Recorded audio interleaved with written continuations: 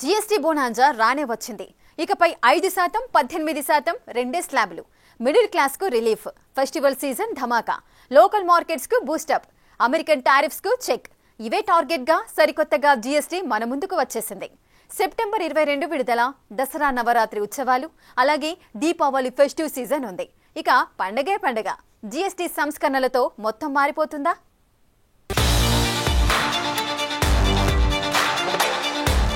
Right.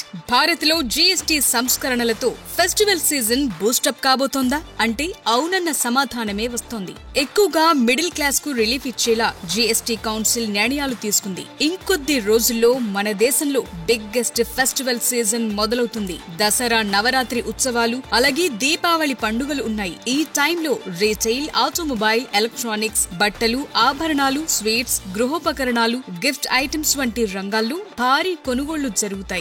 మార్కెట్లు కళకళలాడుతూ ఉంటాయి. Confederation of all India traders లెక్కల ప్రకారం 2024లో దీపావళి సీజన్లో దేశవ్యాప్తంగా సుమారు 3.5 లక్షల కోట్ల రూపాయల వ్యాపారం జరిగింది. నవరాత్రి సీజన్లో ముఖ్యంగా గుజరాత్, మహారాష్ట్ర, ఏపీ, తెలంగాణ వంటి రాష్ట్రాల్లోనే దాదాపు 1 నుంచి 1.5 లక్షల కోట్ల రూపాయల వ్యాపారం జరుగుతుందని అంచనా.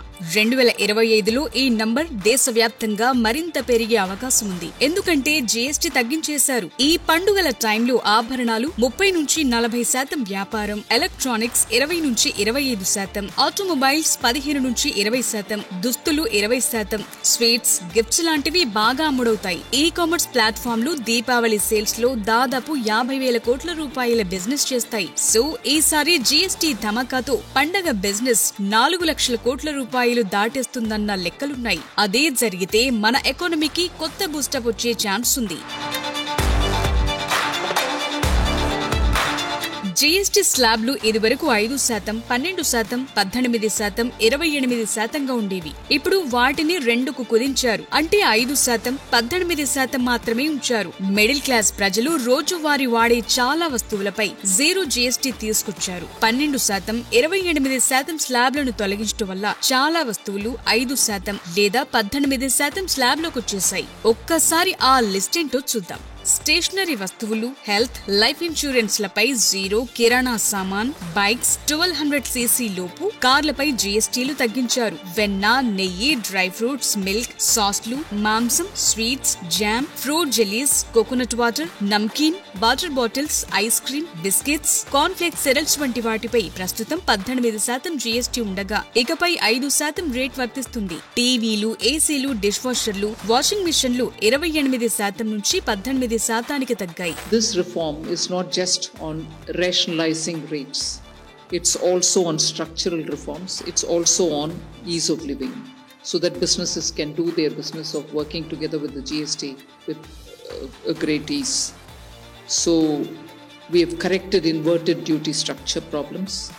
We've resolved classification related issues, and we've ensured that there will be stability and predictability about the GST. Rate rationalization, of course, we've reduced the slabs. There shall be only 2 slabs, and we are addressing also the issues of compensation cess. Tooth powder, feeding bottles, tableware, kitchenware, గొడుగులు, వంట పాత్రలు, సైకిళ్లు, వెదురు furniture, దువ్వెనలు 12% నుంచి 5%కి, shampoo, talcum powder, toothpaste, tooth బ్రష్లు, face powder, soap, hair oil 18 నుంచి 5%కి తగ్గుతున్నాయి. సిమెంట్ పై ట్యాక్స్ 28% నుంచి 18%కి కట్ డౌన్ చేశారు. దీంతో నిర్మాణ రంగానికి చాలా బూస్టప్ వస్తుందంటున్నారు. పెట్రోల్, ఎల్పీజీ, సిఎన్జీ వెహికల్స్ పై ట్యాక్స్ 28% నుంచి 18%కి తగ్గబోతోంది. 1200cc కంటే ఎక్కువ ఉండే పెట్రోల్ కార్లు, 1500cc కంటే ఎక్కువ ఉండే డీజిల్ కార్లకు 40% జీఎస్టీ వర్తిస్తుంది. అలాగే ఎలక్ట్రికల్ వెహికల్స్ కు ప్రస్తుతం ఉన్న 5% రేట్ కంటిన్యూ అవుతుంది. ఎర్రకోట నుంచి ప్రధాని మోదీ ప్రకటించిన నెక్స్ట్ జనరేషన్ జీఎస్టీ సంస్కరణలకు ఆమోదం తెలిపామన్నారు ఆర్థిక మంత్రి Nirmala Sitharaman. Ease of living, simplifying registration, return filing and refunds. I'm not getting into greater details, you'll get to know about it. But then these reforms have been carried out with a focus on the common man. Every tax levied on common man's daily use items have gone through a rigorous looking into, and in most cases the rates have come down drastically. Labor intensive industries have been given a good support. Farmers and agriculture as a whole రోజువారీగా వినియోగించే ఆహార పానీయాలపై tax పూర్తిగా ఉండదని, చపాతీ పరాటాకు ప్రస్తుతం 5% tax ఉండగా ఇకపై tax ఉండదు. Pan masala, సిగరెట్లు, కార్బోనేటెడ్ షుగర్ డ్రింక్స్ పై, హై ఎండ్ కార్లపై మాత్రం 40% స్లాబ్ ఉండాలని డిసైడ్ చేశారు. సో ఇలా జీఎస్టీలో మార్పులతో దాదాపు 48,000 కోట్ల భారం ప్రభుత్వంపై పడుతుందంటున్నారు. అయితే ఎకానమీ స్థిరంగా ఉంచడం, దేశీయంగా వినియోగం పెంచడం, అమెరికన్ టారిఫ్ ఎఫెక్టును తగ్గించడం వంటి వాటికి ఉపయోగపడుతుందంటున్నారు.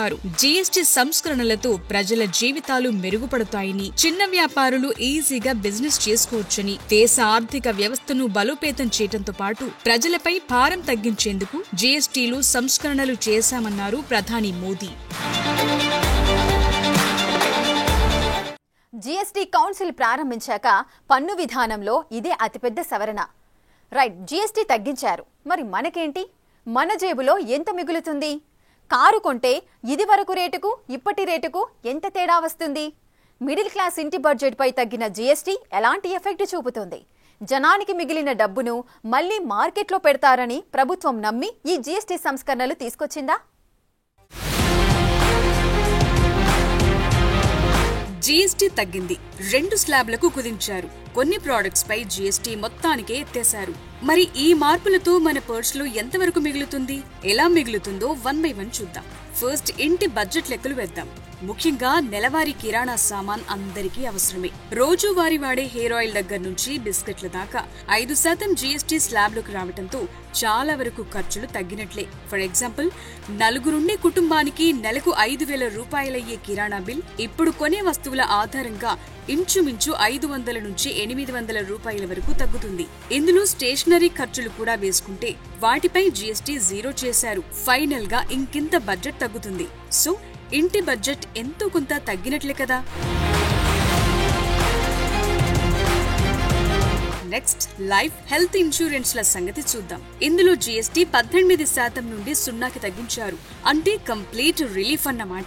ఉదాహరణకు భార్య, భర్త, 2 పిల్లలు ఉండే కుటుంబం ఏడాదికి 25,000 రూపాయలు హెల్త్ ఇన్సూరెన్స్ కు కడుతుందనుకుందాం. 18% జీఎస్టీ లేకపోవడంతో డైరెక్ట్ గా 4,500 రూపాయలు ఆదా అవుతాయి. సో నెక్స్ట్ ప్రీమియం 20,500 రూపాయలు కడితే సరిపోతుందన్నమాట. ఇప్పుడు చిన్న కార్ల సంగతి చూద్దాం. వీటిపై జీఎస్టీని 28 నుంచి 18%కి తగ్గించారు. డైరెక్ట్ గా 1200 సీసీ లోపు పెట్రోల్ కార్ లేదంటే 1500 సీసీ కెపాసిటీ డీజిల్ కార్ కొంటే 18% జీఎస్టీ కారణంగా జనం 60,000 రూపాయల నుంచి 80,000 రూపాయల్ని ఆదా చేసుకోవచ్చు.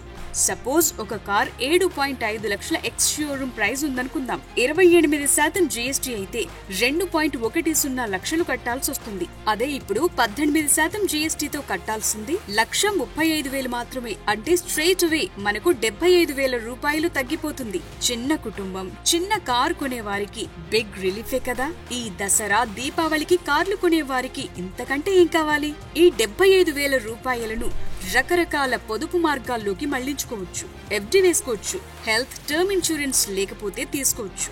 అవి కూడా 0 అయ్యాయి. ఇందులోనూ డబ్బు మిగులుతుంది. చిన్నపిల్లలుంటే సుకన్య సమృద్ధి యోజన లేదంటే పీపీఎఫ్ లాంటి వాటిల్లో ఇన్వెస్ట్ చేసుకోవచ్చు. ఇక రియల్ ఎస్టేట్ రంగానికి ఊతమిచ్చేలా సిమెంట్ జీఎస్టీని 28% నుంచి 18%కి తగ్గించారు. ఒక 60 ఇంచుల ఎల్ఈడి టీవీ 60,000 రూపాయలుందనుకుంటే ఇప్పుడు జీఎస్టీ 28 నుంచి 18%కి తగ్గడంతో యావరేజ్ గా 6,000 రూపాయలు తగ్గుతుంది. ఇక పండుగ ఆఫర్లు ఉండనే ఉంటాయి. అవసరం లేని వారు కూడా పండగ సీజన్ లో ఇలాంటి వస్తువులు కొనే అవకాశం ఉంటుంది. సో మార్కెట్ బూస్టప్ అవుతుందన్నమాట. ఇక వ్యవసాయం విషయానికొస్తే ఫెర్టిలైజర్ ఇన్పుట్స్, ట్రాక్టర్స్, వాటి విడిభాగాలపై జీఎస్టీ 5%కి తగ్గించడంతో ఇవి రైతుల ఖర్చులను చాలా వరకు ఆదా చేస్తాయి. ఉదాహరణకు జీఎస్టీలో మెన్షన్ చేసిన అగ్రికల్చర్ రిలేటెడ్ ప్రొడక్ట్స్ కు 5 ఎకరాలకు 1,00,000 రూపాయలు ఖర్చయితే వేసిన పంట, వాడిన ఫెర్టిలైజర్ల మోతాదు ఆధారంగా యావరేజ్ గా ప్రతి 1,00,000 రూపాయల ఖర్చుతో 10,000 మిగిలే అవకాశం ఉంటుంది. అంటే రైతుకు చాలా రిలీఫే. మరో ఎగ్జాంపుల్ ఎగ్జాంపుల్ చూద్దాం. ట్రాక్టర్స్ పై జీఎస్టీ 5% తగ్గించారు. యావరేజ్ గా ఓ ట్రాక్టర్ 6 లక్షల రూపాయలుందనుకుంటే దానిపై ప్రస్తుత 5% జీఎస్టీతో 30,000 అవుతుంది. అంటే 6,30,000. అది అంతకు ముందైతే 6,72,000.